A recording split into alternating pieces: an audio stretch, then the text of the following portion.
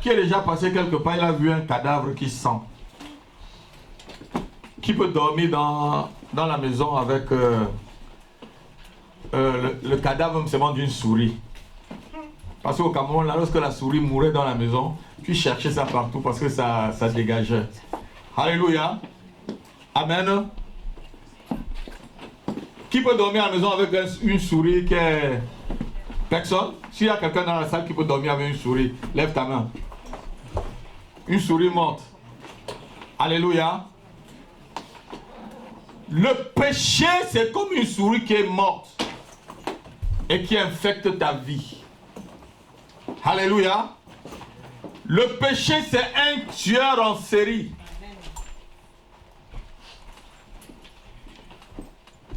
Amen.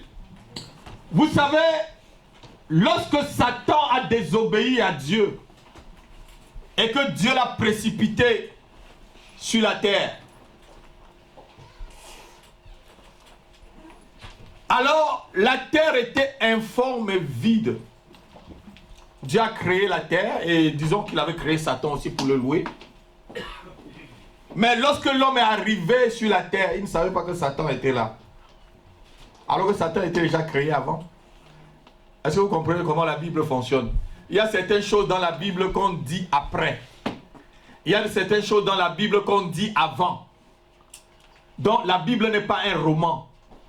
Ne lisez jamais la Bible comme un roman. Vous allez lire introduction, corps, sujet et tout. Non, la Bible n'est pas comme un roman. Est-ce que quelqu'un peut dire Amen? Amen. Il y a des prophéties même dans la Bible qui se répètent. Amen. Comme la prophétie de Joël. Et je reviens à ce que la séduction est. La séduction est. Et lorsque Satan a vu que l'homme a été créé, au départ, l'homme était comment? Dieu a trouvé que l'homme était très bon, non? Amen. Donc, l'homme était l'être le plus parfait que Dieu a créé. Est-ce que tu comprends, ma fille? Et Satan a commencé à être jaloux. Parce que l'homme était en même temps un mélange d'esprit et de corps. Un mélange de Dieu. Même pas un mélange, mais Dieu dans sa ressemblance. Les anges ne sont pas à la ressemblance et à l'image de Dieu. Mais toi, l'homme, tu es à l'image et à la ressemblance de Dieu. Jamais dans la Bible on a dit qu'un ange est à la ressemblance et l'image de Dieu. Non, pas seulement des anges, on donne leur catégorie, leur hiérarchie. Mais lorsque Satan a vu que l'homme, Dieu lui a donné le pouvoir, papa, Dieu a dit à l'homme, tu vas dominer sur la terre. Donc l'homme devait dominer sur ça. Ah mais, comprenez, je suis en train d'introduire. L'homme devait dominer sur tout ce qu'il y avait sur la terre. Donc Satan était aussi parmi ceux dont l'homme devait dominer. Satan dit, mais c'est pas possible ça. Donc l'homme qu'on vient de créer, la dernière création, c'est-à-dire la dernière version de la création de l'humanité, la perfection même, devait dominer sur moi. Tu sais, tu es la dernière création. Donc comme il y a iPad 1, iPad 2, iPad 5, iPad 6 là, on dit quoi? La dernière version. Donc la meilleure version. Tu es la meilleure version de la création. Donc quelqu'un ne comprend pas. Dis, je suis la meilleure version. Je suis la meilleure version de la création. Alléluia. Tu es là, ça dit, quand on va comme acheter peut-être une voiture, tu viens chez le concessionnaire, tu dis, donnez-moi la dernière version, c'est ça, non? Donc l'homme est la dernière version de la création. Donc la dernière version demeure toujours la meilleure. Est-ce que quelqu'un peut dire Amen avec moi? Amen. Et quand Satan a vu que l'homme devait dominer sur lui, qu'est-ce qu'il a fait? Il s'est approché de l'homme. Il a séduit. Parce que Satan savait déjà ce qui pouvait empêcher à Dieu de continuer à bénir l'homme. Parce que Satan avait déjà désobéi. Il savait que s'il fait que l'homme désobéit, l'homme va perdre la confiance de Dieu. Dis Amen avec moi. Dis Amen, Olga, avec moi. L'homme doit perdre la confiance. Lorsque le péché entre dans ta vie, tu perds la confiance de Dieu. Et il est descendu, il a séduit l'homme. Il a séduit la femme, parce que l'homme et la femme, et aussi M. Adam est entré dans l'histoire. Alléluia. Et le péché est entré dans le monde. Et le péché a commencé à détruire l'homme. Est-ce que quelqu'un comprend ce que je suis en train de dire? L'homme était fait pour vivre éternellement. Quand Dieu a créé l'homme, il n'avait pas mis des limites. Lisez bien la Bible. Le premier jour qu'il a créé l'homme, il n'a pas dit tu vas vivre seulement 120 ans, 80 ans, 1000 ans. Comme celui qui a vécu longtemps, Mathusalem. Il a vécu, je crois, 960 ans, quelque chose comme ça. Alléluia. Donc l'homme devait vivre éternellement près de Dieu. Mais le péché l'a coupé et Dieu a dit maintenant, je réduis. Amen. Mais lorsque tu détaches le péché de ta vie, tu commences à gratter le terrain de l'éternité. Dis avec moi le terrain de l'éternité. Lorsque tu fais disparaître le péché sous toutes ses formes, tu commences à gratter, à entrer doucement dans le terrain de l'éternité avec Dieu. Dis Amen. Amen. Amen. Donc, le péché, c'est un tueur, comme je vous dis, et son origine, c'est Satan. Le titre de mon message cet après-midi, c'est deux voies. La sanctification ou la voilage. Deux voies, virgule.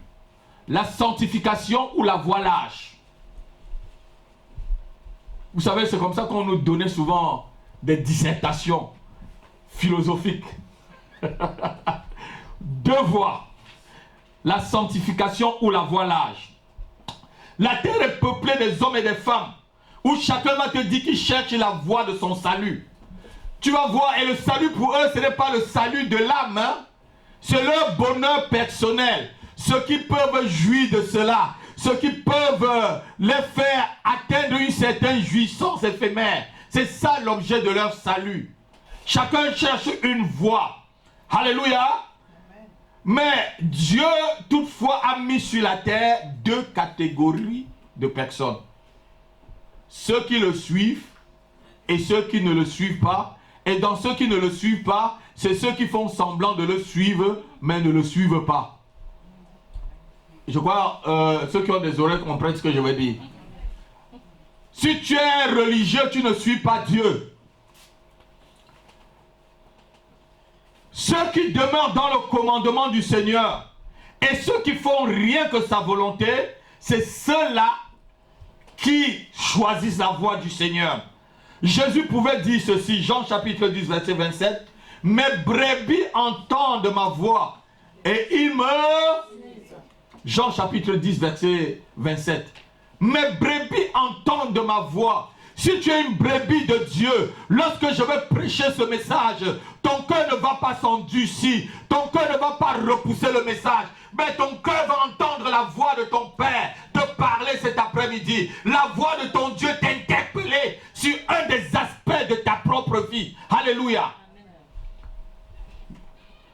Mes brebis entendent ma voix, je les connais et elles me suivent. Alléluia. Dis Dieu me connaît, si tu es vraiment une brebis. Dieu me connaît. Dieu me connaît. Quand on dit qu'on connaît quelqu'un là, ça veut dire que même ce que tu fais dans le secret, Dieu connaît. Donc si tu es vraiment la brebis du Seigneur, tu dois comprendre et entendre sa voix te parler dans les situations de ta vie. Aujourd'hui, les hommes sont arrivés à un carrefour où il y a deux voies à choisir. Soit la voie que Jésus-Christ a unanimement indiquée, la voie de la sanctification, qui nous fera voir Dieu lors de l'enlèvement de l'Église, ou la voie lâche, qui est la voie de la religion, dont Jésus avec un peu de choses. Jésus mélangeait encore avec un peu. Jésus encore un peu. Avec un peu de péché, avec un peu de mensonge, avec un peu de débauche, avec un peu de ci. Alléluia. C'est la voie de la religion.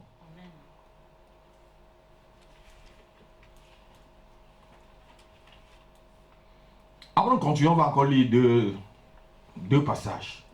Et je vais vous expliquer, je vais prendre le temps pour vous expliquer. Hébreux chapitre 12, verset 14. Et Matthieu chapitre 7, verset 13. On va lire tout ça en même temps. Hébreux chapitre 12, verset 14. Il faut bien suivre la lecture. Hein? Et après Matthieu chapitre 7, verset 13. Hébreux chapitre 12, verset 14. Oui, lis ma fille.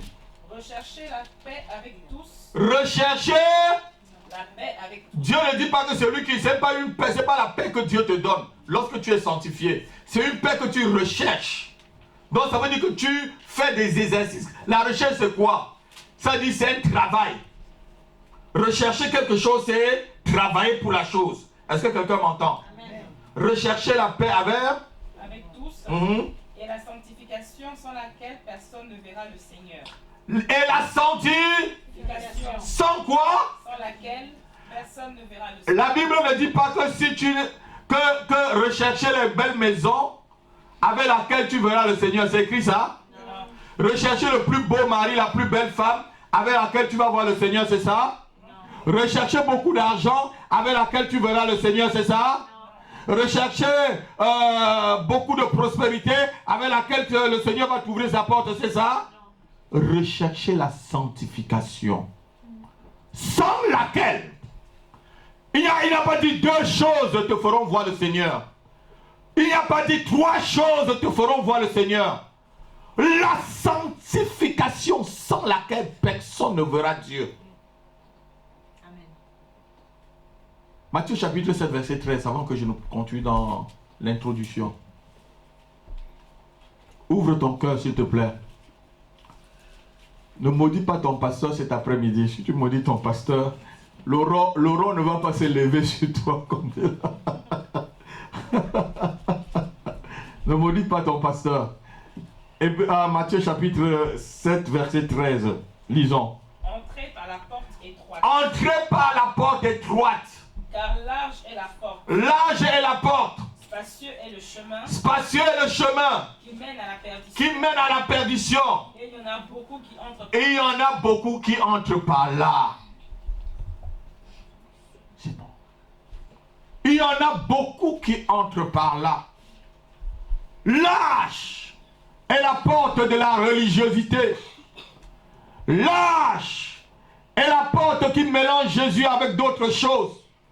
Large est la porte qui mélange le christianisme avec tout ce qu'on peut en dire. Large est la porte qui mélange le christianisme avec le mensonge, avec l'escroquerie, avec le fémania. Vous connaissez le fémania? Hein? L'escroquerie. Alléluia. Cette porte-là, il y en a beaucoup qui sont entrés dedans. Avant qu'on ne commence, quand je parle de la sanctification, c'est quoi la sanctification? C'est la question que beaucoup se posent dans la salle. Je veux vous dire ce que c'est que la sanctification. Alléluia. Dans le mot sanctification, il y a une partie, la première partie. Le préfixe sans, qui revient du mot saint. Donc sans péché. Sanctification. Sans aucun type de péché. Alléluia. Et le saint, le mot saint nous ramène directement à la nature même de Dieu. Donc lorsque tu te sanctifies, j'ai dit tout à l'heure, tu entres dans l'éternité et tu prends cette nature que tu as perdue doucement, doucement. Quelqu'un est d'accord avec moi? Amen. Hein, Chantal? Alléluia. Doucement, doux. Et être sanctifié veut dire tout simplement être mis de côté. Mettre à part pour un but sacré. Notez bien, c'est être mis à part pour un but sacré. Si tu sais que tu es un enfant de Dieu, c'est que Dieu te demande de te mettre à part pour un but sacré. Amen. Si tu sais que tu es mis à part pour un but sacré, tu ne dois pas faire n'importe quoi. Amen. Vous êtes d'accord avec moi? Amen. Le successeur du du roi de l'Arabie Saoudite ne peut pas faire n'importe quoi. Il va perdre sa place. Le prince successeur ne peut pas faire n'importe quoi. Il perdra sa... Amen. Donc la sanctification veut dire se mettre à part pour un but sacré. Pour moi, tous les deux, c'est la même chose. C'est-à-dire ici, que tu sois saint ou sanctifié, ou être mis à part, pour moi, je trouve que c'est la même chose, c'est pareil quoi. Avant, dans l'Ancien Testament, lorsqu'on parlait de la sanctification, c'était sanctifier les choses du temple. On demandait de sanctifier tous les ustensiles du temple, même jusqu'aux habits du sacrificateur qui devait entrer dans le lieu très saint, devait être sanctifié. Alléluia.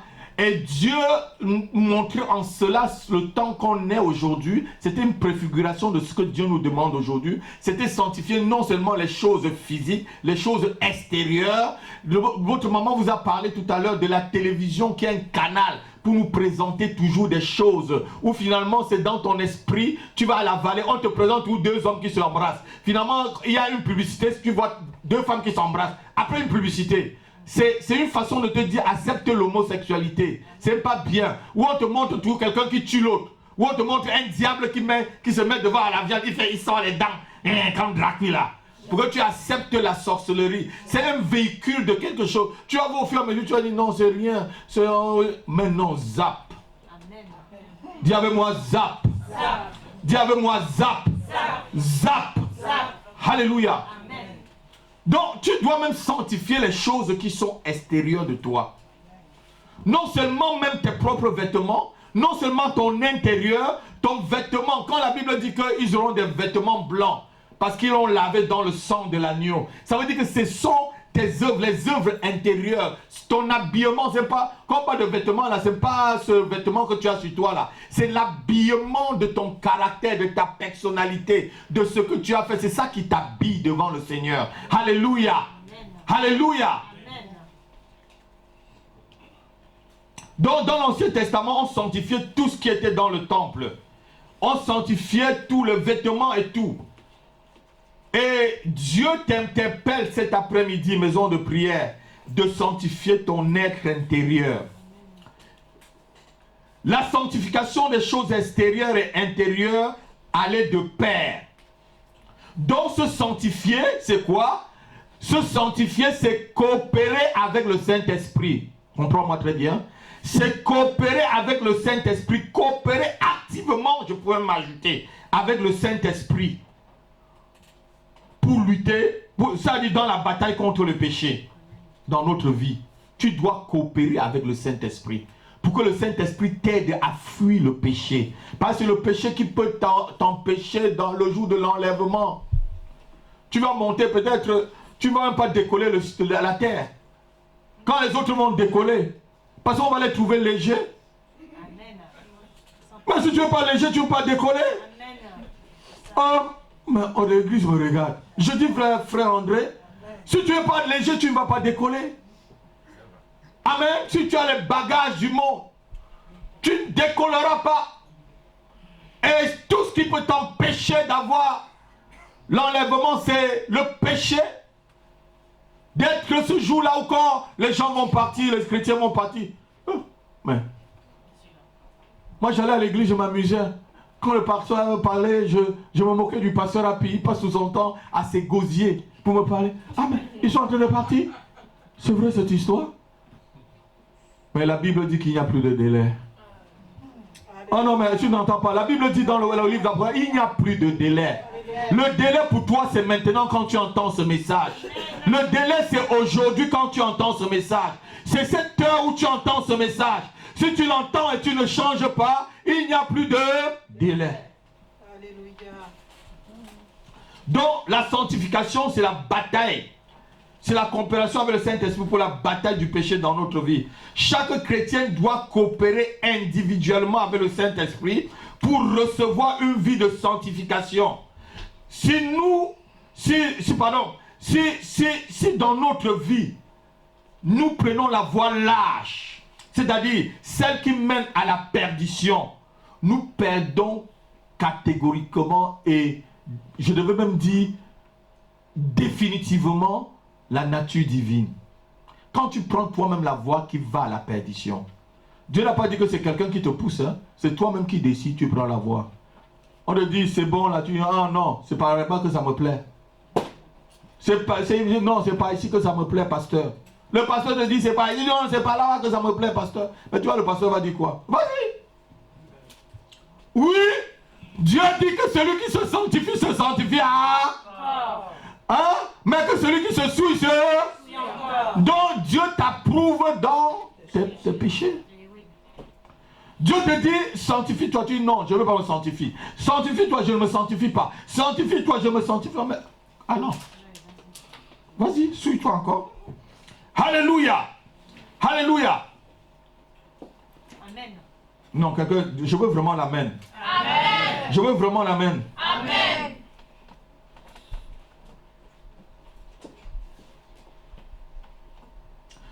Quand Dieu nous demande de chercher la paix avec tous, ça veut dire que le chrétien doit montrer des qualités en face du non-chrétien. Tu dois montrer au non-chrétien que tu as changé. Et ceci dans la sainteté et dans la paix. Mes amis avec qui j'allais souvent boire le samedi, c'est le samedi, on faisait le commerce durant tout de lundi jusqu'à vendredi soir. Samedi, on se rencontrait à partir de midi. On devait boire jusqu'à peut-être 1h le matin. Hein? Donc chacun rentre étant ivre. Alléluia. Quand j'ai accepté le Seigneur, il m'a appelé une fois, 2 fois, je ne viens pas. Il vient me chercher là où je vivais, je ne viens plus. Eux-mêmes, ils ont commencé à disparaître. On m'a d'abord insulté. Pour me faire céder, je n'ai pas cédé. Eux-mêmes, je ne sais même plus où ils sont. Si je les vois même, je ne saurais même plus si c'est mes amis ou pas. J'ai oublié même le nom de certains. Alléluia. Donc lorsque tu es dans le Seigneur, tu dois commencer à te sanctifier, et ceci dans la paix. Si tu te dis chrétien et que les non-croyants ne te trouvent pas différent, c'est que tu as pris la voie lâche. Amen. Si tu es dans la salle là, et quand tu avais des païens, ils ne te voient pas différent, c'est que tu es dans la voie lâche. Amen. Oh. Amen. Si un païen ne t'insulte pas, Chantal, c'est que tu es dans la voie lâche. Il faut que le païen t'insulte. Tu te mets même au carrefour là. Merci Seigneur. Ou même à ton lieu de travail, on t'injurie parce que tu es chrétienne. Tu dis merci Seigneur. Mais s'ils ne t'insultent pas, c'est que tu es comme eux. C'est soit tu es un religieux ou une religieuse. Tu es comme eux. Alléluia. Tu as pris celle qui mène à la perdition.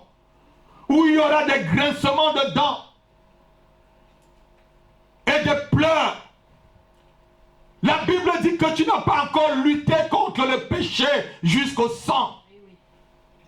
Hébreux chapitre 12 verset 4. Vous n'avez pas encore lutté contre le péché jusqu'au sang. Tu dois lutter contre le péché, frère. Tu dois lutter contre le péché qui frappe à ta porte, ma soeur, jusqu'au sang. Vous n'avez pas encore résisté jusqu'au sang en luttant quoi? Contre le péché. Vous n'avez pas encore résisté jusqu'au sang. Vous savez, ce matin le Seigneur me disait qu'il y a 5 étapes qu'on traverse avant d'arriver à un péché. La première étape, c'est la pensée. Le péché vient d'abord dans ta pensée. La deuxième étape, c'est le désir. La troisième, c'est la parole. Et la quatrième étape, il me disait, c'est l'action. Alléluia. Et la dernière étape, c'était l'omission. Donc, quand tu es passé à l'action, tu oublies. Ceux qui pêchent oublient même qu'ils oublient. Et quand tu as péché, quand tu as se vautrer dans la boue, se vautrer, pêche, il oublie, pêche, il oublie. Un chapelet de péché. Chapelet de péché. Il va te dire, c'est comme ça ma nature. C'est pas comme ça ta nature. Dieu t'a créé là, vu que c'était bon. C'était même très très bon. Tu as été créé très très bon. Tu n'es pas créé pécheur. Tu n'es pas créé pécheresse. Tu n'es pas créé pécheur. Tu n'es pas créé menteur. Tu n'es pas créé débauché. Tu n'es pas créé menteuse ou adultère. Non. C'est toi-même. C'est comme ça ma nature. Hein? Je ne peux rien. Hein? Et ce genre de religion ont toujours des bons versets qui vont transformer. Ah, l'esprit est bien disposé, mais la chair est faible. Oh. Dis à la chair qui est faible, à qu'elle vient, je tape correctement, ça va durcir. Amen. Ah non, quelqu'un, donne-moi la main. Dis qu'elle vient, je tape bien. Amen. Le pasteur là, puis tape bien pour que la chair la durcisse. Ils vont toujours te chercher un verset. Méfiez-vous des gens qui prennent des versets pour se justifier. Amen. Je n'aime pas me justifier si je suis dans un péché. Le péché, c'est le péché. Je demande pardon. Amen. Tu vas trouver des versets pour te renverser. La Bible ne se contredit pas. Si toi, vous trouvez des gens qui vont commencer à te contredire avec la Bible. Si la Bible se contredit, est-ce que Dieu se contredit? Vous savez, quand vous ne comprenez pas quelque chose dans la Bible, je vais vous expliquer cet après-midi correctement. En tant que votre pasteur. Il y a des choses dans la vie. 1 moins 1 égale combien? 0. Chacun peut faire 1 moins 1 égale 0, non? Oui, quand on est au cours élémentaire jusqu'au collège, tout, 1 moins 1 égale 0. Bon, lorsque tu commences à arriver peut-être en classe de terminale, on te dit 1 moins 2 égale combien? Tu as dit non, c'est pas possible. 1 moins 2 maintenant, c'est pas possible ça. Comment 1 moins 2? Voilà. Mais quand tu as déjà la réflexion que c'est moins 1, ça veut dire, oh, donc c'est comme ça la Bible. Tu peux être au niveau de 1 moins 1 égale 0. Tu connais ça très bien. Mais tu n'es pas encore arrivé au niveau de 1 moins 2 égale moins 1. Est-ce que quelqu'un comprend ce que je suis en train de dire là? La Bible ne se contredit pas. Si un pasteur, quelqu'un qui te dit qu'il est pasteur, prend des versets, il tourne pour te séduire, c'est un agent du diable. Amen. Si tu es vraiment le fils de Dieu, jette-toi parce qu'il est écrit. Parce qu'il est écrit que 1 moins 1 égale 0. Mais il ne savait pas que Jésus était au niveau qu'il était écrit que 1 moins 2 égale moins 1. Amen. Parce qu'il est aussi écrit. Amen. Non, je croyais que quelqu'un devait acclamer. Alléluia.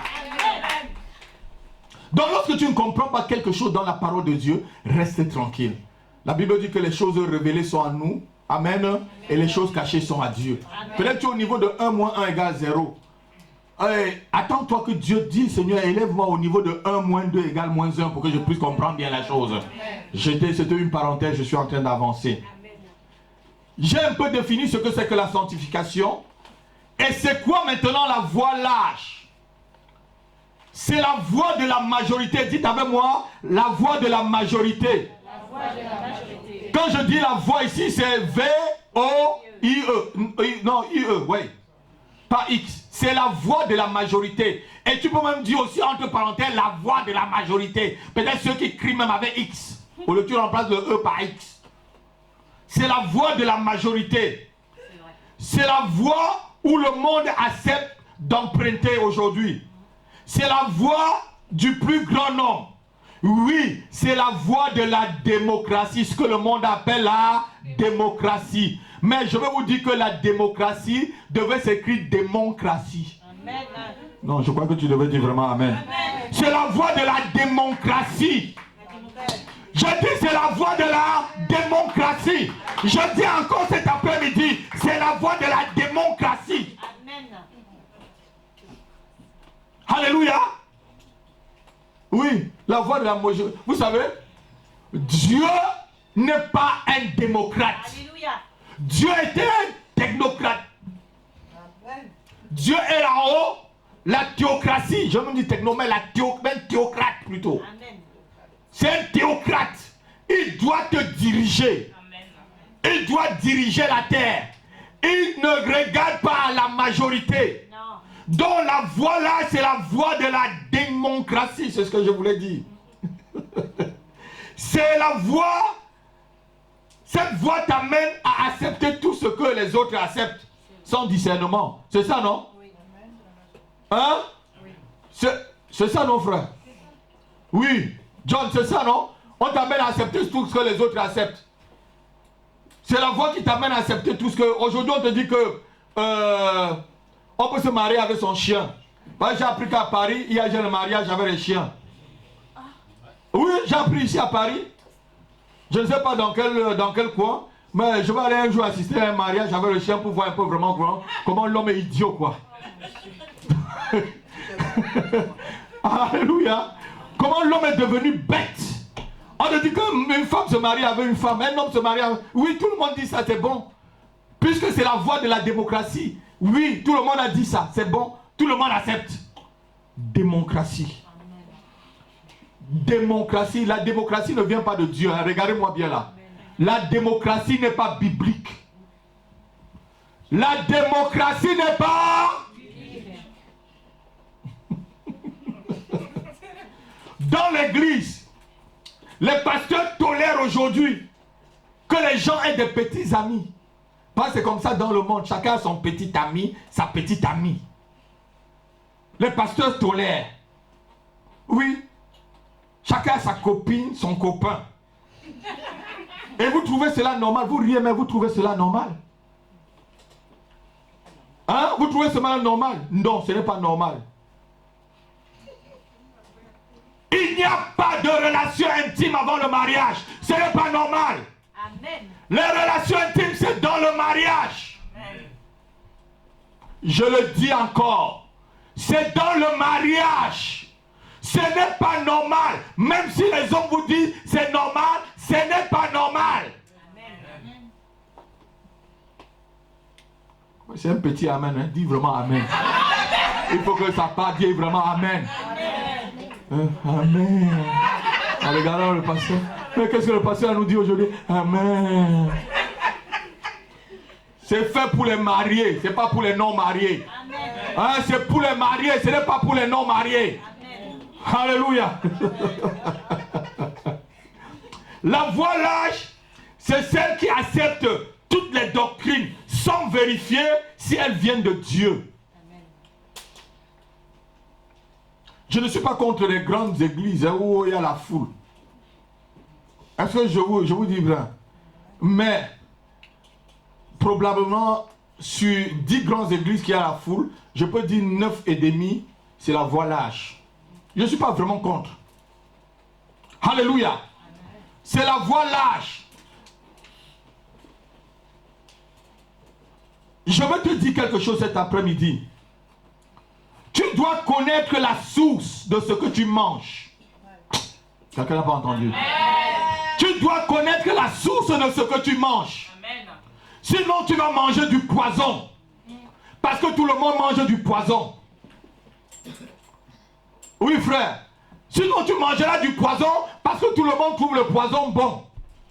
Le McDonald's est bon dans ta bouche, le KFC est bon dans ta bouche, mais ça te fait grossir. Il y a des gens qui portent plainte contre McDonald's aux États-Unis maintenant parce qu'ils ont atteint une obésité tellement qu'ils portent plainte. Ils ont des maladies. Ils portent plainte contre la société. Tout le monde c'est là-bas. C'est parce que tout le monde y va que c'est bon. Discerne ce que tu manges. Discerne ce que tes oreilles entendent. J'ai dit la semaine dernière, ne donne pas tes oreilles à Satan. Il te séduira. N'écoute pas Satan. Il te séduira. Ne lui donne même pas une minute. Il va te séduire. Ne prête pas tes oreilles à Satan, ma fille. Ne prête pas tes oreilles à Satan, mon fils.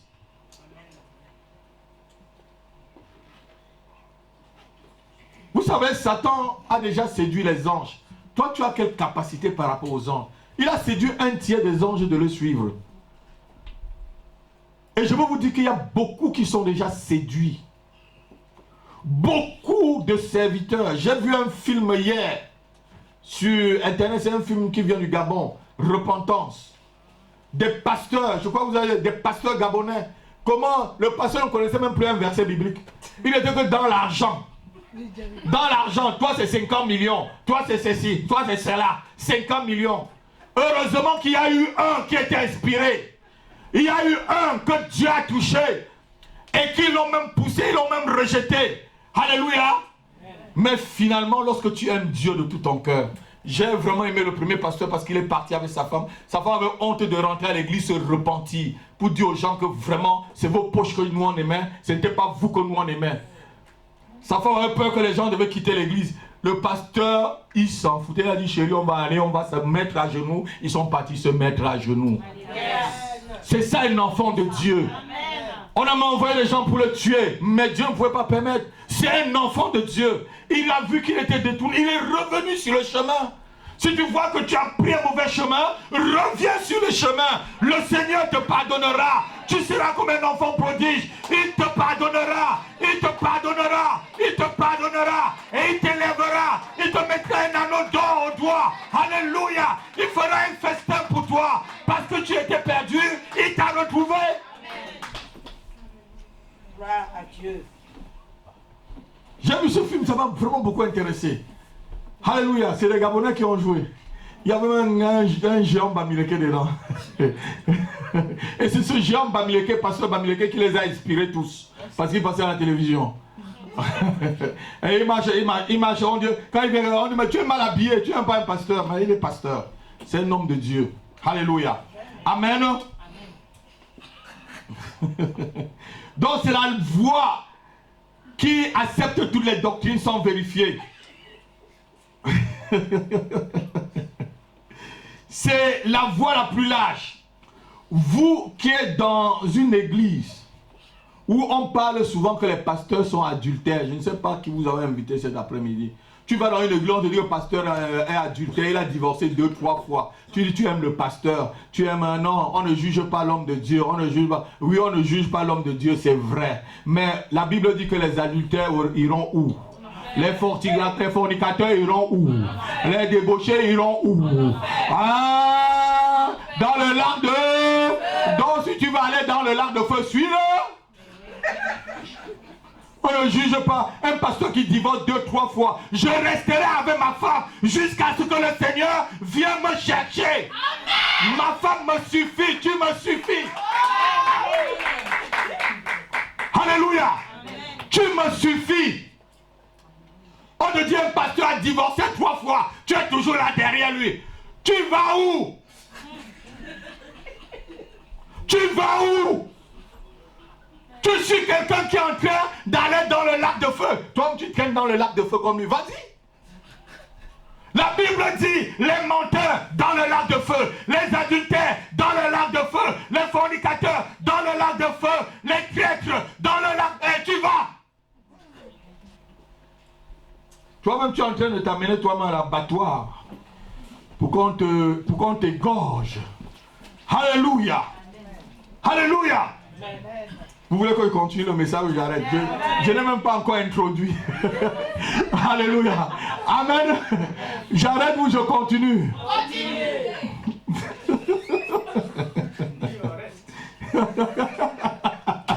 Alléluia. Acceptez que les gens vous rejettent parce que vous êtes d'une opinion minoritaire. Acceptez d'être minoritaire quelque part. Souvent on suit les autres parce qu'on ne veut pas être parmi la minorité. Vous croyez que Dieu avait la majorité?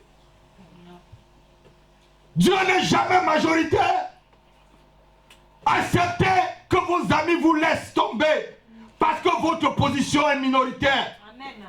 Je veux vous dire quelque chose de vrai cet après-midi. Dieu n'est jamais suivi par la majorité. Amen. Jésus était minoritaire en son temps. Amen. La Bible nous dit que dans la famille de Noé, seul Noé, ses 3 enfants et leurs femmes ont été sauvés. 8 personnes. Et le déluge a tué tout le monde entier. C'était la majorité ou la minorité? C'était la majorité ou la minorité? Dieu n'est pas dans la majorité. Il cherche ceux qui le craignent, ceux qui vivent dans la sanctification. Il peut détruire toute la France et pas que la maison de prière que vous êtes, si vous êtes vraiment sanctifié. Je dis tous les 65 millions de Français meurent là dehors. Et vous êtes là. Dieu ne prend que vous. On me regarde comme si j'étais un extraterrestre. Je ne suis pas un extraterrestre. Dieu n'est pas dans la majorité. Acceptez que votre position soit minoritaire. N'ayez pas peur qu'on vous ridiculise. N'ayez pas peur qu'on vous ridiculise. Lors du déluge, Dieu a tout détruit. Lot a été sauvé avec ses 2 filles du Sodome et Gomorrhe. Tout le reste de Sodome et Gomorrhe, boum. Lot et ses 2 filles. Sa femme a regardé derrière pour regarder ces cochonneries qu'elle faisait. Selon certaines versions. Mais je ne veux pas expliquer ce que les versions disent. Alléluia. Elle est restée là-bas. Elle n'était pas dans le même esprit que son mari. Ceux qui ont des oreilles pour entendre puissent entendre. Dieu ne regarde pas à la loi de la majorité. Dieu ne regarde pas là où il y a la foule. C'est pas parce qu'il y a une foule qui va peut-être dans un coin où vous croyez que Dieu est directement là-bas, le gars. Dieu ne regarde pas la foule. La foule, ce n'est pas Dieu. La foule, ce n'est pas Dieu. La majorité, ce n'est pas Dieu. C'est pas parce que tout le monde va quelque part que c'est Dieu. C'est la voie lâche où chacun peut venir danser, faire ce qu'il veut.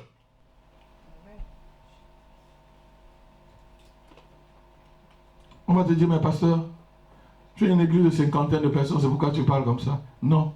Même si vous êtes 50 000 personnes, je vous dirai toujours la même chose. Alléluia. Je ne changerai pas de message. Hein. Frère, même quand on sera 50 000 personnes, je ne changerai pas de message. Hein. Même si tous les cheveux là sont descendus et blancs terrestres, tu viens devant moi, c'est le même message que je vais vous donner, Elodie. Ne croyez pas que le temps va me faire changer le message. Si le temps devait me faire changer le message, j'aurais déjà changé le message depuis. Mon épouse est au courant. J'ai eu des prêcheurs, j'ai eu des qualités de prêcheurs qui sont déjà passés devant moi. Des gens qui te tournent la tête, qui te montrent l'argent, qui te montrent des choses qui sont passées. Dieu ne regarde pas la foule. Dieu ne regarde pas la foule, l'église. Dieu cherche une femme. Dieu cherche un homme qui marche selon ses commandements et qui passe par la voie étroite de la sanctification. Église, rappelez-vous que Jésus-Christ arrive bientôt. Quand on dit que bientôt, ça veut dire que c'est imminent. Moi, je peux vous dire, Jésus-Christ arrive dans quelques secondes. Dans quelques secondes, ça dit quelques secondes multipliées par, donc divisées dans l'éternité. Pour ceux qui connaissent la mathématique. Amen. Je ne connais pas le quotient de l'éternité, mais quelques secondes divisées par l'éternité. Alléluia. Ça veut dire que c'est environ très proche. Alléluia. Amen. Amen. Jésus arrive bientôt. Le prophète Jérémie n'était pas majoritaire dans son pendant qu'il vivait avec les contemporains. Jérémie était tout celui qu'on rejetait. Mais c'est lui qui a prophétisé. Il a dit des choses vraies qu'on vit aujourd'hui. Dans les décisions par rapport à ses contemporains, il n'était pas majoritaire, Jérémie. Il n'avait jamais accepté la voie large de la débauche de l'idolâtrie dont Israël était là-dedans pour chercher à plaire au peuple et que son message soit accepté. Je ne veux pas accepter, je ne veux pas chercher la voie de la débauche et de l'adultère pour vous plaire, pour que vous acceptez mon message. Acceptez-le ou pas, je prêcherai. Je ne veux pas vivre dans le mensonge pour vous plaire. Je ne veux pas vivre dans le mensonge pour que tu acceptes mon message, frère John. C'est que je ne t'aime pas. Il y a certains qui ont commencé dans l'esprit, comme moi, mais ils ont fini dans la chair parce qu'ils veulent se faire accepter. Vous savez, les gens qui prêchent, les gens que Dieu donne le style de message comme c'est le message de la souffrance, ma fille Chantal, la sanctification. Les gens n'aiment pas. Si c'était chasser les démons là, hein? Regardez quand on fait le séminaire sur les délivrances, vous voyez c'est plein là, tout le monde, vous ne voyez pas où les gens viennent. C'est ça que les gens veulent. Tu vois, tu vas chasser les démons, tu vas aller en enfer. Nous avons chassé les démons en ton nom, non? Si c'est prophétisé, nous avons prophétisé en ton nom, non? Mais il était où? Je ne vous ai jamais connu. Mais il n'a jamais dit à quelqu'un qui était sanctifié que je ne t'ai jamais connu. Quand tu te sanctifies, tu t'identifies à Dieu. Dis Amen avec moi. Alléluia! Alléluia! Les jeunes gens qui marchent n'importe comment aujourd'hui. Jérémie n'était pas accepté. Il n'était pas majoritaire. Michée fit toujours minoritaire parmi les prophètes de son temps. Voici un peu ce que la Bible dit par rapport à Michée. On va lire 1 roi, chapitre 22, verset 1 à 35. Je crois que vous pouvez même... On va lire rapidement ou je vais... Moi, peut-être, il faut que... Tu peux lire rapidement, 1 à 35, pour que les gens comprennent vraiment l'histoire. Oui, 22, 1 à 35, 1 roi. On resta 3 ans sans qu'il y eut guerre entre la Syrie et Israël. La 3e année, Josaphat, roi de Juda, descendit auprès du roi d'Israël. Le roi d'Israël dit à ses serviteurs, « Savez-vous que Ramoth en Galade est à nous? Et nous ne nous inquiétons pas de la reprendre des mains du roi de Syrie. » Et il dit à Josaphat, « Veux-tu venir avec moi attaquer Ramoth en Galade ?» Josaphat répondit au roi d'Israël, « Nous irons, moi comme toi, mon peuple comme ton peuple, mes chevaux comme tes chevaux. » Puis Josaphat dit au roi d'Israël, « Consulte maintenant, je te prie, la parole de l'Éternel. » Le roi d'Israël assembla les prophètes au nombre d'environ 400 et leur dit, irai-je attaquer Ramoth en Galade ou dois-je y retourner? Comprenez tout ce que les prophètes disent, hein? Tous les prophètes. Et ils répondirent, tous les prophètes rassemblaient, tout le monde dit la même chose. Tout le monde est en train de prêcher la prospérité aujourd'hui. Ravon, vous prêchez le sang, tout ce que je vous prêche là, la sanctification, hein, le péché. Tout le monde, c'est la prospérité. Et les soi-disant églises sont pleines. Continue, ma fille. Et ils répondirent, monte et le Seigneur la livrera entre les mains du roi. Ouais, monte, tu vas être livré. Mais Josaphat dit, n'y a-t-il plus ici aucun prophète de l'Éternel par qui nous puissions le consulter? Le roi d'Israël répondit à Josaphat. Il y a un monsieur ici, là, c'est le pasteur Rapi. Lui, il ne fait que parler du péché. Est-ce que tu connais un pasteur dans la ville là? Est-ce que quelqu'un va vous poser cette question-là un jour? Est-ce que vous connaissez un vrai pasteur? Non, il y a un pasteur là-bas, tu vas aller là-bas, il ne va pas te plaire parce qu'il va te parler que de ton péché, c'est Miché, oui. Ah ouais, il y a quelqu'un ici là, comprenez ce que le roi dit? Ouais. Le roi d'Israël répondit à Josaphat, il y a encore un homme par qui l'on pourrait consulter l'Éternel, mais je le hais, car il ne... Comment? Je l'ai. Continue ma fille Ali. Car il ne me prophétise rien de bon. Ah oui, il ne te dit pas que tu es prospère, que tu es vainqueur, que tu es ceci. Il ne prophétise rien de bon. Il va te dire que tu es dans le péché, fuis l'adultère, ne tue pas les gens. Il va te dire ça. La vérité ne me prophétise rien de bon. Continue. Il ne prophétise que du mal. C'est Miché, fils de Jimla. Bon, saute rapidement, tu vas au verset 19. Et Miché dit, écoute donc la parole de l'Éternel. Tout le monde a déjà dit au roi que c'est bon, hein, tous les prophètes, quand vous allez lire à la maison, tous les prophètes lui ont dit que c'était bon. Vas-y en guerre, c'est bon. Et même certains prophètes, les envoyés, on l'a envoyé vers Michel, on leur dit s'il te plaît, nous on a déjà dit que c'est bon, dis que c'est aussi bon. Pour le Coran, dis-lui aussi que c'est bon.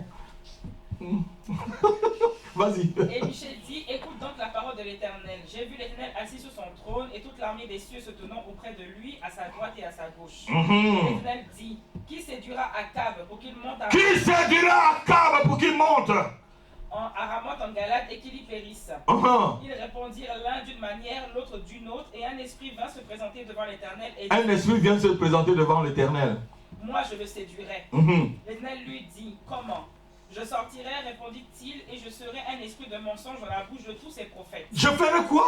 Je serai un esprit de mensonge. Je serai un esprit de mensonge dans la bouche de tous ces prophètes. Je vous dis, un esprit de mensonge dans la bouche de beaucoup de pasteurs. Je sortirai et je les séduirai et je serai un esprit de mensonge dans la bouche de tous les prophètes.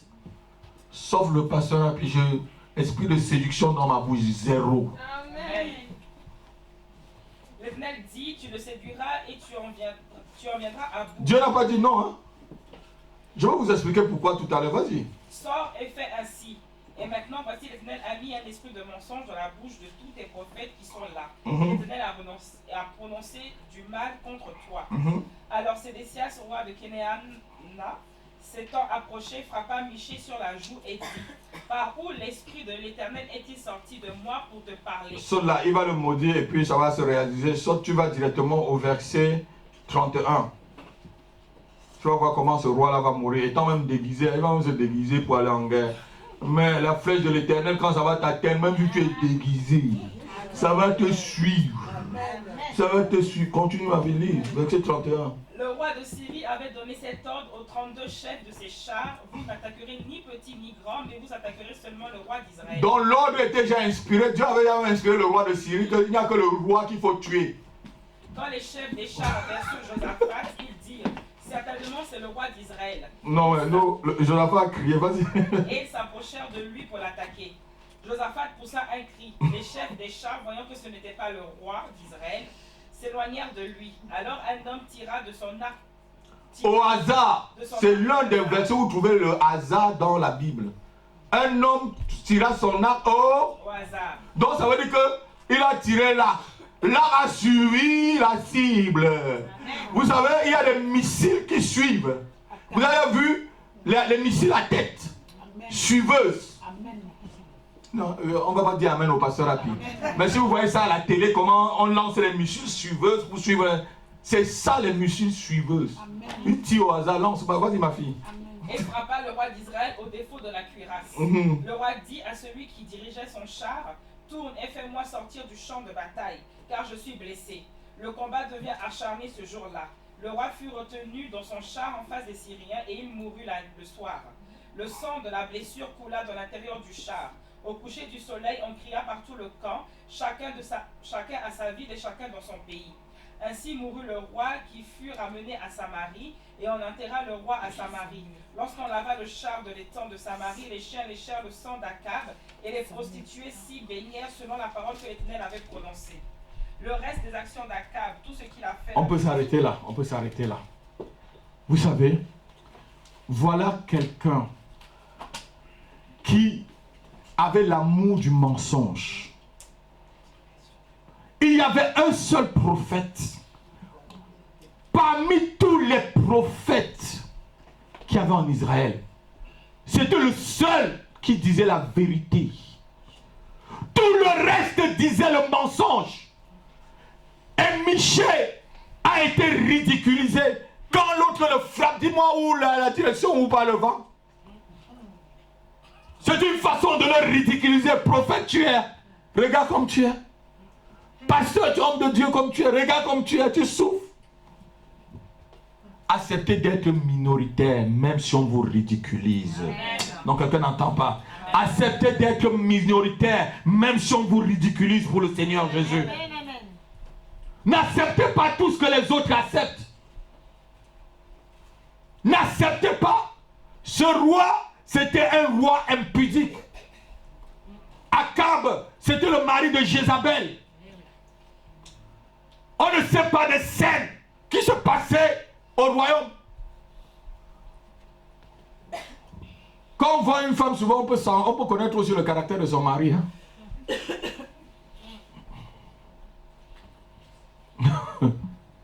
Alléluia. Je dis on peut connaître. Dis-moi avec qui tu m'as acheté. Voilà, on peut un peu deviner.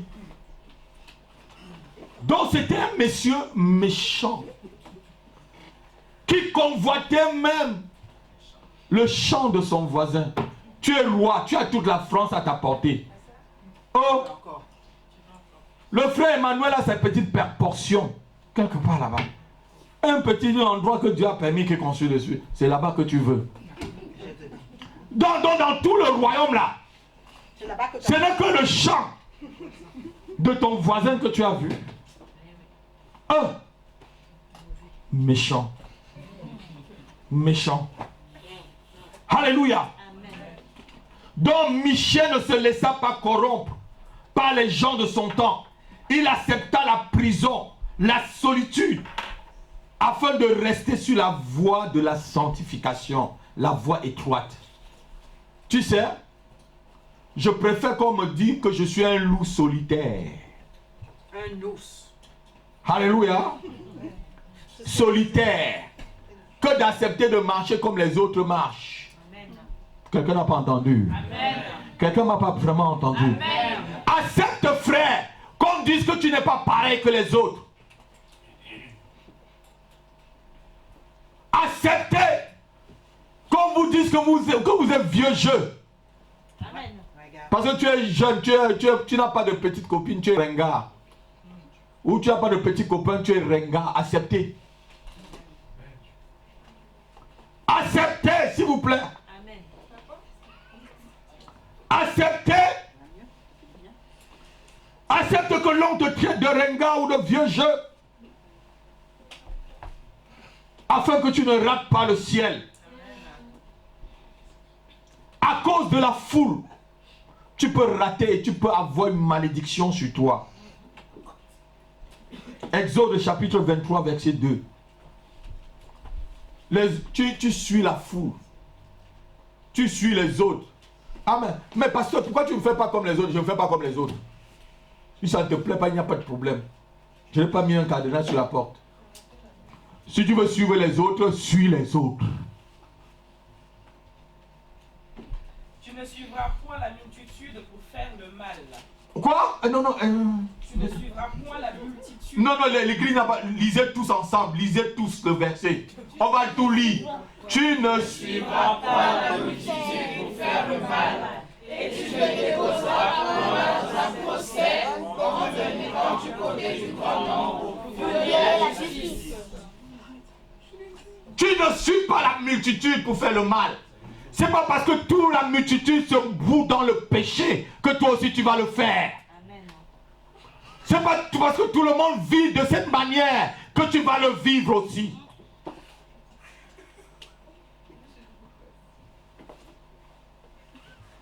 Oui, le pasteur. Vas-y. Qu'est-ce que le pasteur a dit là? Prêche. Oui, papa, je vais prêcher, ne t'inquiète pas. L'inspiration n'est pas encore finie. Ah, on va dire que mais je suis une fille comment? Parce que je n'ai pas de copain. On va dire que mais je suis comment? Tu es bien fait. Amen. Tu es la meilleure créature. Quand Dieu te voit, il dit, ah, j'ai une meilleure fille. J'ai ma fille qui m'aime. J'ai mon fils qui m'aime. Parce qu'elle ne fait pas comme les autres. Amen. Tu es dans un lieu de travail.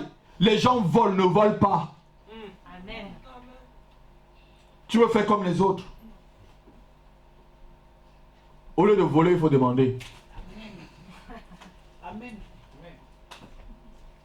L'argent que tu voles là, les 50 € que tu voles là, ça va te détruire 5 000 € ou peut-être même 5 millions d'euros dans ta famille.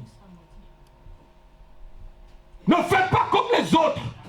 Ne suis pas la multitude pour faire le mal. Les autres veulent dire voler, mais je ne vole pas. J'avais un oncle, j'ai expliqué cette histoire-là plusieurs fois à mon... Il est encore tout vivant, oncle Thomas. Il volait mon autre oncle qui est mort, le petit frère de ma mère qui était avocat, il est mort il y a quelques années.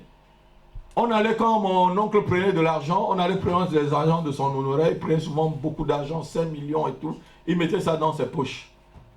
On arrive à la maison, puisque je ne travaillais pas, j'étais en quelque chose son chauffeur et son clerc dans son cabinet, il ne nous payait pas. Tonton Thomas, qui est aussi un de mes oncles, il dit, mais vole? Je dis, je ne vole pas.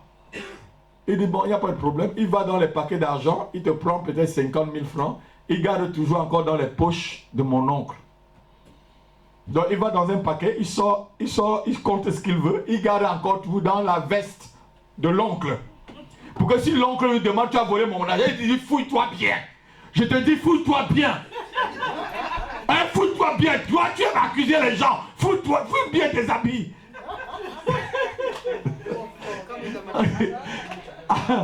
Alors, quand il cachait, tout dans la veste de l'oncle, tout dans la veste de l'avocat, et tous les jours, il vient, il regarde. C'est encore là, il ne dit rien. Il vient, il regarde que l'oncle a retiré tous les gros paquets. Il vient encore, il regarde. C'est encore là, il ne dit rien. Il attend la fin de la semaine. Il vient encore, c'est là, il tire. Et c'est qu'il a complètement oublié. Parce que lui, c'est là où il a mis tous les gros. Alléluia. Et il allait comme ça. Quand on marchait, il a jeté à boire et à manger. Et souvent, je mangeais malgré moi. Parce que je savais la source de l'argent. J'avais faim, mais je mangeais malgré moi. Et souvent, l'oncle même. Parce que mon oncle, c'est quand il avait faim qu'il savait que toi, tu as faim. Souvent, il dit, maître, on s'arrête ici, on mange, on boit un peu. Il dit, mais qui paye? Il dit, je paye. Arrête-toi, Dieu, on va manger. Et l'oncle aussi, il mange très bien, il paye. Et c'est son argent qu'on paye avec. Alléluia. Alléluia. Ne suivez pas les gens pour faire le péché, s'il vous plaît. Amen. Vous voyez comment le monde, les gens sont rusés pour le mal. Ingénieux pour le mal. Ils volent une personne, ils cachent dans la poche de la même personne. Pour que si tu l'accuses, il te dit tu l'as accusé injustement. Fouille-toi très bien, il retrouve ton argent dans ta poche. Et il te nourrit avec ton argent. De façon que si tu le maudis, toi-même tu vas être maudit toi-même. Parce que tu as mangé.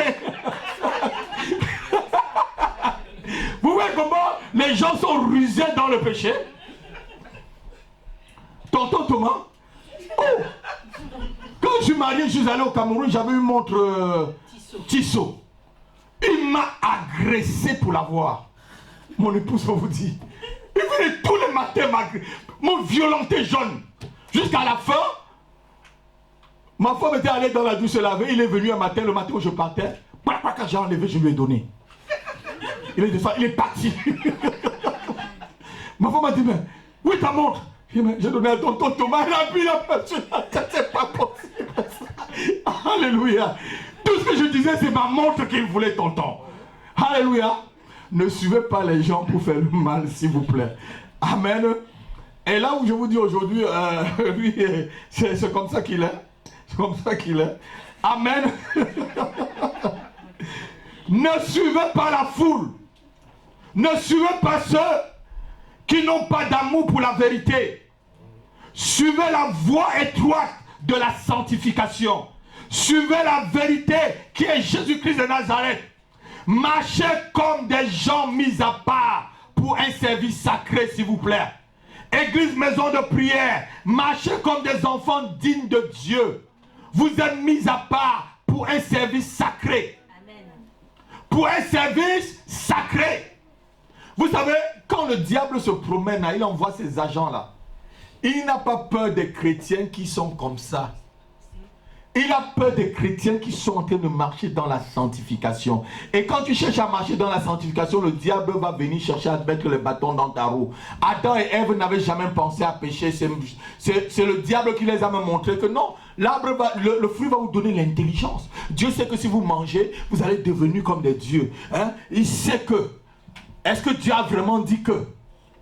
Quand tu rencontres quelqu'un te dit que, même si c'est n'importe qui, dis-le un peu. J'ai déjà entendu ce langage là depuis. Est-ce que tu connais que le pasteur Happy a fait que? Hein? Il a fait un accident que. Dis-lui que pardon. Dis-lui que c'est à cause de que. Dis-lui que j'ai entendu ça. C'est le serviteur de Dieu. Alléluia. Dieu ne l'a pas lâché. Amen. Amen. Dieu ne lâche jamais ses enfants. N'ayez pas peur. Si vous achetez vraiment les DVD, regardez le dernier DVD que j'ai prêché avant la semaine que l'accident venait. Vous avez vu que j'ai beaucoup parlé de l'assurance tout risque. Église, achetez les DVD s'il vous plaît. Mettez-le souvent. Moi, je l'ai découvert hier. Quand mon fils a mis, j'ai commencé à... C'est le message que j'ai prêché avant.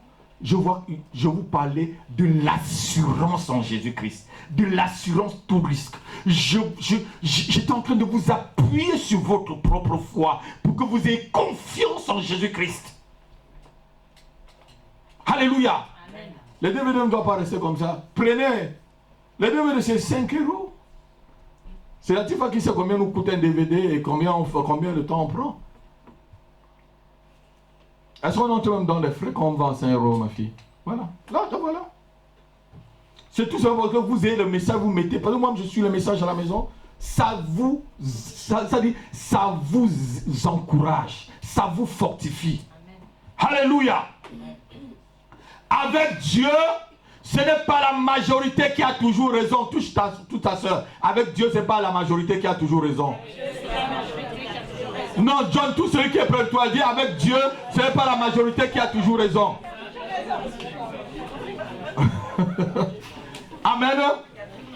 Ce n'est pas parce que les gens vont quelque part que la vérité s'y trouve. C'est parce qu'une foule court quelque part. Quand Michael Jackson arrivait en France, une foule allait là-bas. Michael Jackson n'était pas un vrai Illuminati.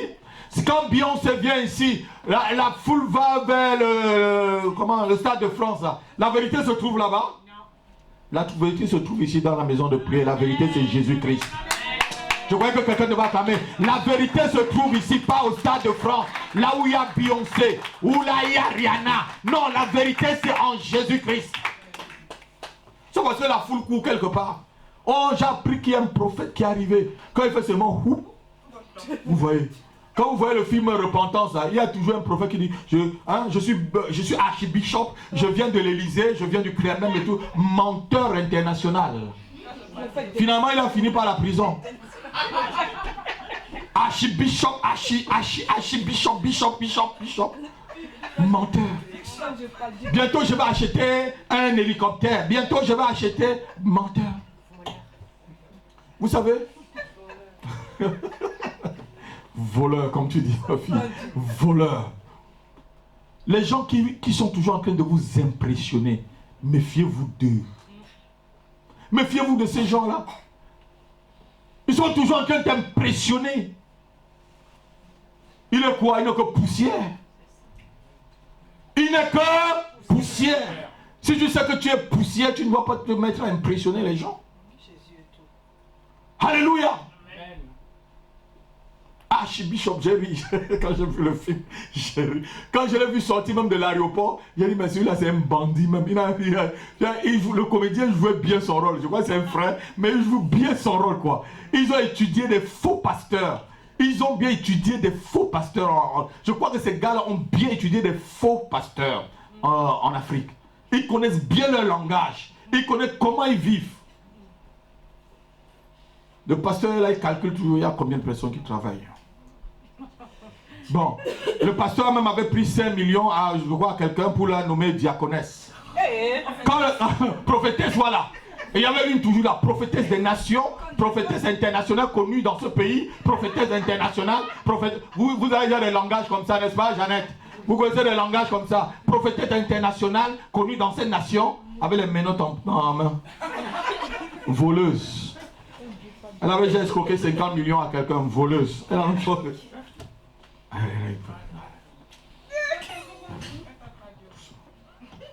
Alléluia. Les miracles qu'on a déjà vus dans cette église. Si j'étais un bandit, vous ne devez pas avoir de place ici pour s'asseoir. Même seulement le jour où la sœur a ressuscité ici. Personne, je vous dis, si c'est un escroc, un mercenaire qui avait cette occasion, Internet devait, ça dit les gens devaient quitter du Canada ou même peut-être de l'Australie pour venir ici parce qu'on ressuscite dans la maison de prière. Est-ce que je mens? Est-ce que je mens? La gloire c'est à Dieu. Amen. La gloire c'est à Dieu. Si c'est un autre homme de Dieu, que Dieu l'a sorti d'un accident comme il m'a sorti, il aurait mis ça sur Internet et raconté des choses pour qu'on lui dise que c'est lui qui l'a fait. Pour accourir les gens. Je remets la gloire à Dieu. Amen. Je remets la gloire à Dieu. Amen. Et à lui seul. Archibishop. J'ai ri quand j'ai vu ça. Je n'avais jamais découvert ces jeux. Je suis tombé dessus comme ça. Donc, ma fille a bien vu. Vous avez déjà bien vu ce film-là. Archibishop. Amen. Alléluia. Donc je dis, Dieu n'est pas toujours dans la vérité. Et ce n'est pas parce qu'on acclame une personne que cette personne est nécessairement dans la vérité. C'est pas parce qu'on acclame un pasteur ou on acclame quelqu'un, on raconte. C'est pas parce qu'on l'acclame. Ce n'est pas parce que quelqu'un est connu par les médias qu'il est nécessairement un vrai homme de Dieu ou une vraie femme de Dieu. C'est parce que quelqu'un passe à la radio qu'il est un vrai homme de Dieu, ou il passe à la télévision qu'il est un vrai homme de Dieu. Il y a des vrais hommes de Dieu qui n'ont jamais place à la radio. Il y a des vrais hommes de Dieu, on ne leur donne même pas un temps d'antenne à la télévision. Mais Dieu les connaît. Amen.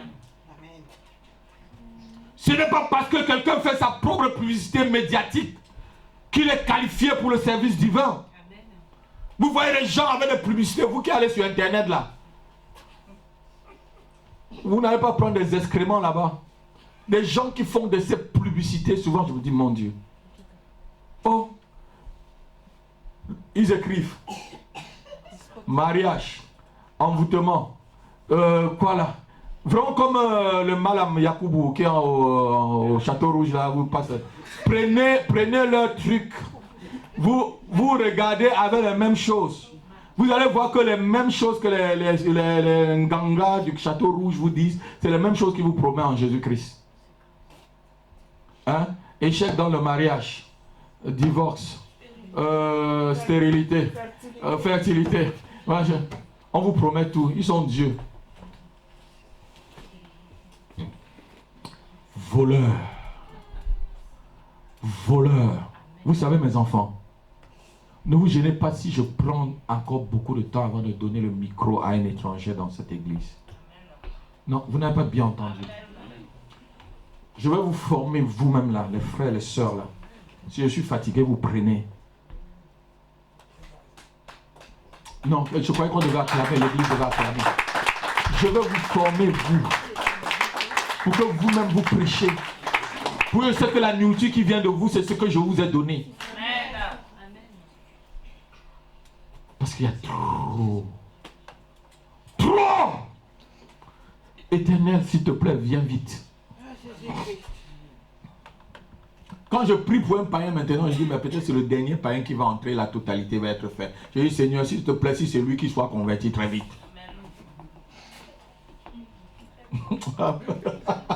Oui! Oh mon Dieu. C'est l'heure est grave. Là où je vous parle, l'heure est grave. C'est pourri. On ne sait même plus où. Souvent même vous-même. Vous savez, hier je disais à mon épouse, si j'étais à Paris, l'église que je devais fréquenter, c'est la maison de prière. C'est ce que je te disais hier.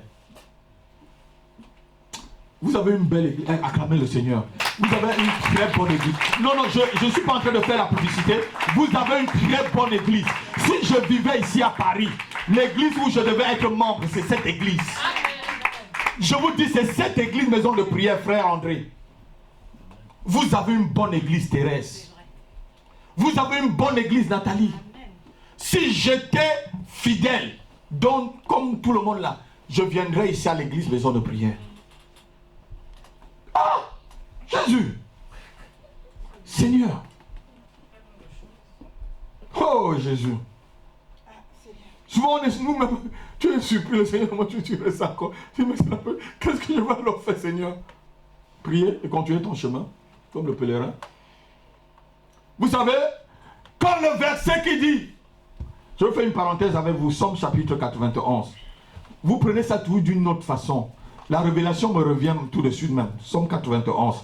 1000 tomberont à ta droite, 10 000 à ta gauche. On prend ça toujours d'une autre façon. Vous savez, je vais vous expliquer maintenant là.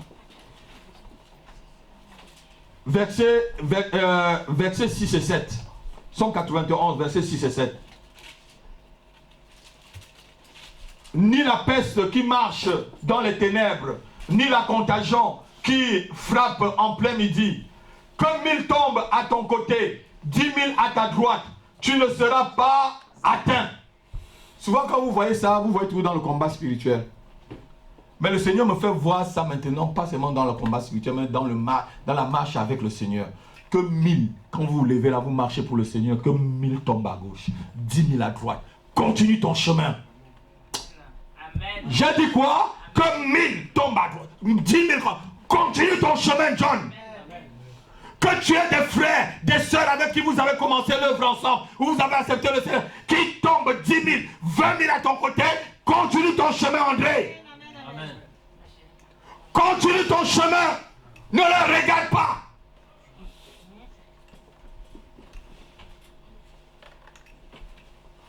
Ce matin, lorsqu'on était en train de se préparer, je disais quelque chose à mon épouse. Je disais, tu sais pourquoi Jonathan est mort? Parce qu'il y a un mot qui est venu dans la montagne de Gabois. Je suis allé chercher, j'ai fouillé ça rapidement. Par le Saint-Esprit m'a dit, montagne de Gabois, toi où les zéros sont morts et que l'huile ne coule plus. Et je lui disais que Jonathan est mort à cause du fait qu'il était sentimental à son père spirituel. Son père spirituel, son père Saül, avait déjà rejeté, Dieu l'avait déjà rejeté, il avait péché, il était toujours accroché à lui. Si ton père spirituel tombe, respecte-le. Je vais bien dire, respecte bien ton père spirituel, mais continue ton chemin. Amen. Continue ton chemin. Continue ton chemin. Mais respecte-le. Je n'ai pas dit que tu l'insultes. Non. Respecte-le. Mais continue ton chemin.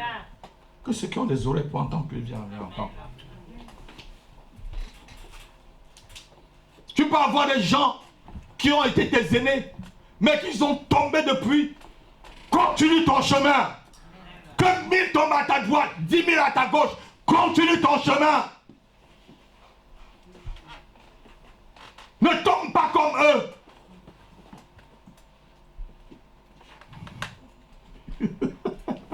C'est dur ce que je dis cet après-midi.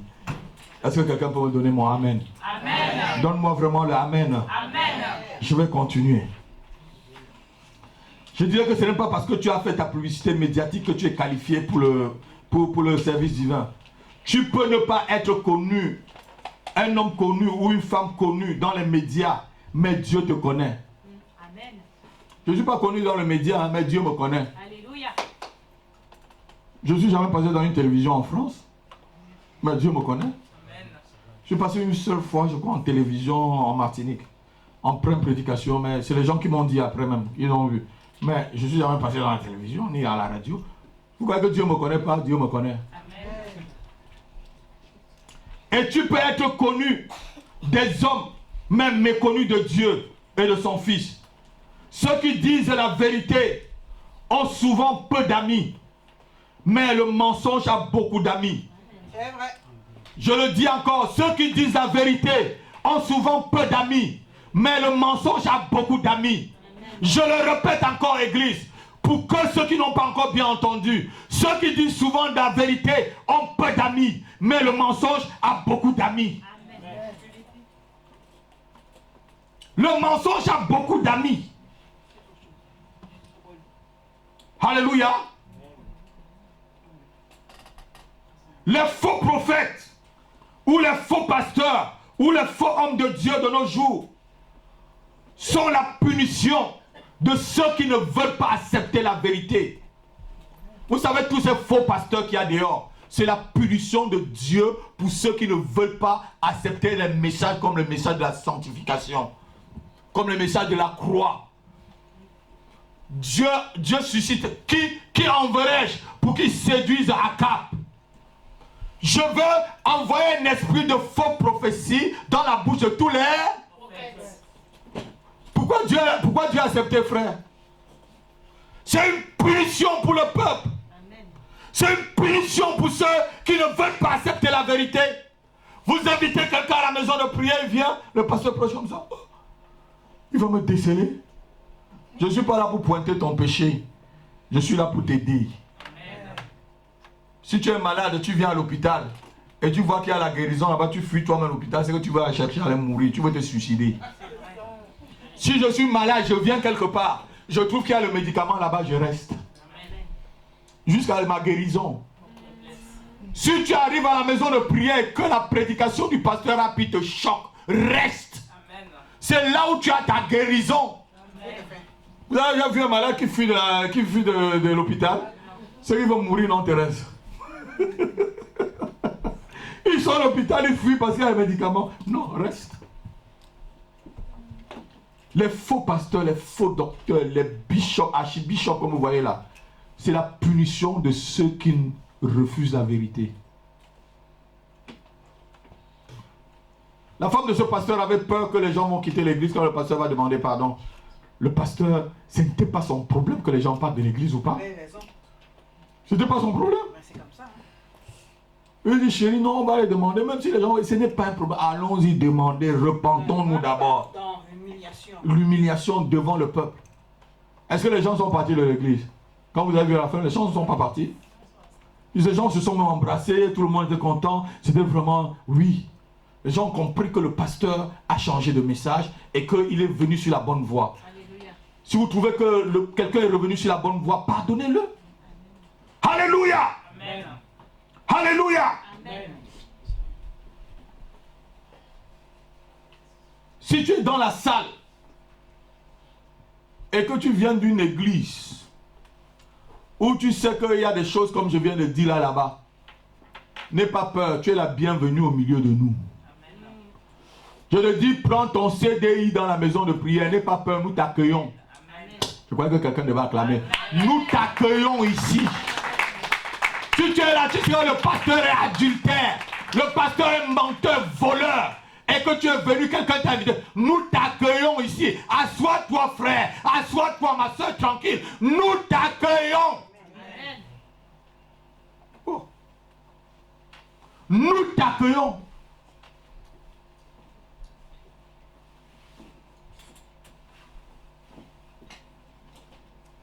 La Bible nous avertit qu'on est vraiment dans une période où les hommes vont appeler ce qui est bien mal et ce qui est mal bien. Tous les jours. On est dans cette période-là. Tous les jours. Ce qui est bien, les gens appellent mal.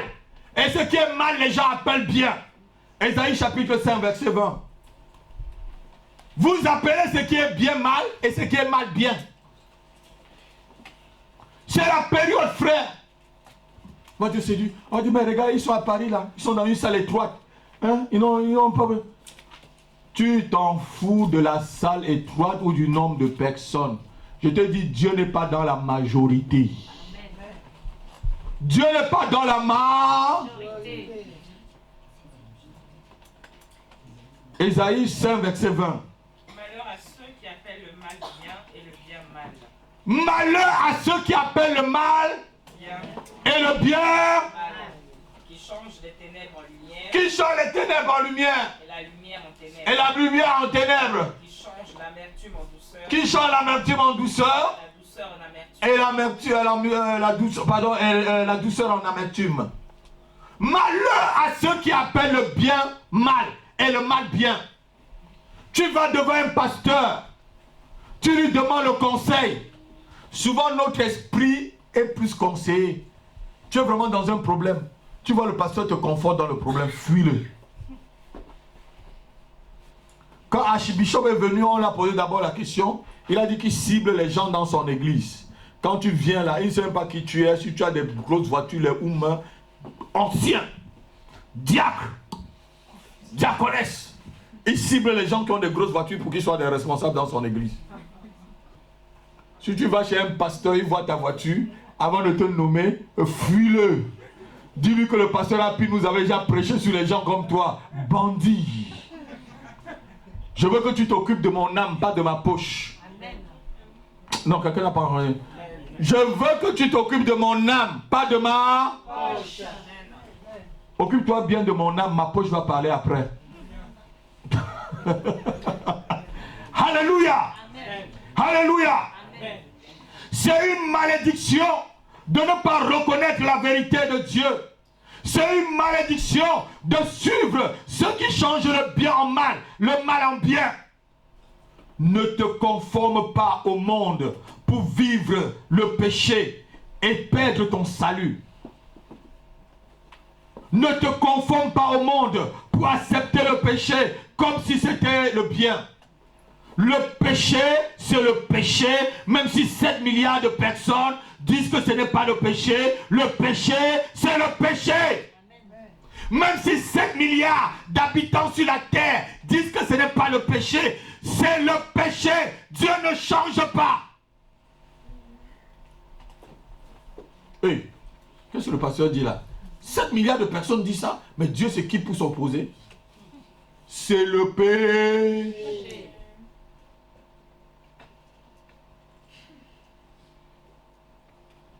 Cet après-midi, 2 voies. La sanctification, la voie lâche. À chacun de choisir sa voie. Je vous ai prêché. Je vous ai donné la parole de Dieu. À chacun de choisir sa voie. Si tu choisis la sanctification, ce que je te conseille, tu verras la gloire de Dieu. Tu verras Dieu. Mais si tu choisis la voie lâche de la religion, il y a beaucoup de gens qui vont dans les églises réveillées comme la nôtre, dans les églises dites évangéliques, mais c'est des religieux. Un religieux, c'est quoi? C'est celui qui mélange Jésus avec autre chose. Jésus avec telle autre chose. À toi de choisir cet après-midi. Lèvons-nous, on va prier. Lève-toi, tu vas prier avec moi.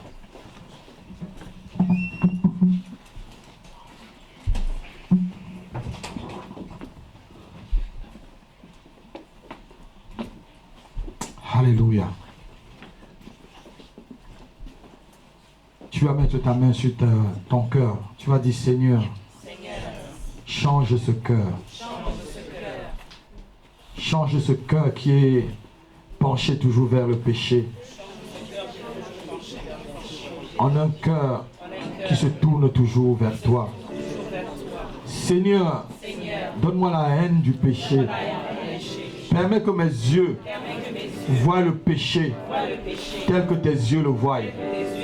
Seigneur, permets que mon esprit soit sensible au péché tel que toi-même tu es sensible au péché. Seigneur, rends-moi sensible au péché dans toutes ses formes et libère-moi des péchés qui sont attachés à ma vie. Au nom de Jésus-Christ. Seigneur, j'accepte cet après-midi l'esprit de sanctification, l'onction de sanctification. Descends sur ma vie, repose sur moi. Onction de sanctification, je t'appelle sur ma vie. Repose en moi, repose en moi. Consume les œuvres de la chair, consume la mondanité, consume la peur des autres au nom de Jésus-Christ. Seigneur, accorde-moi un esprit de force et de courage pour dire non à la majorité, pour dire non à la foule et marcher avec toi, sur la voie étroite, sur le chemin étroit, passer par la porte étroite afin de te rencontrer. Merci Seigneur, au nom de Jésus-Christ, je suis libéré de toute forme de péché, au nom de Jésus-Christ. Merci Père, parce que tu me donnes la force de dire non aux suggestions de Satan pour m'amener à pécher. Je refuse toutes les propositions, toutes les suggestions sataniques pour m'amener à pécher au nom de Jésus-Christ. Et je refuse de succomber à une tentation, quelle que soit la tentation, au nom de Jésus-Christ. Amen. Acclame très fort le Seigneur pour toi. Acclame le Seigneur s'il te plaît. Acclame le Seigneur. Acclame Dieu. Alléluia. Amen. Qui a aimé le message?